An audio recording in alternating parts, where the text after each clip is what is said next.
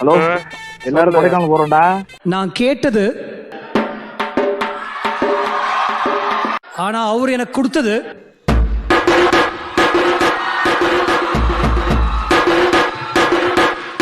இப்படி கலவரமாக ஸ்டார்ட் ஆன எங்களோட கொடைக்கானல் பயணம் எங்கே போகிறோம், எங்கே ஸ்டே பண்ணுறோன்னு எந்த ஐடியாவும் இல்லாமல் ஸ்டார்ட் ஆச்சு. அப்பப்போ இந்த மாதிரி ஸ்நாக்ஸ் கொடுத்து என்னை கூல் பண்ணானுங்க. ஸ்டேக்காக தேடுறது தான் ரொம்பவே கஷ்டமாக இருந்தது. ஏன்னா இது சீசன் டைம் அப்படிங்கிறதுனால நிறைய பேர் வந்துட்டு போயிட்டு இருந்தாங்க. நானும் ரொம்ப நேரமாக ரொம்ப கஷ்டப்பட்டு ட்ரை பண்ணுறேங்க தூங்கக்கூடாதுன்னு.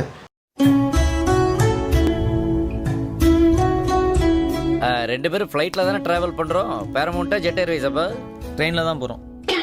The next day.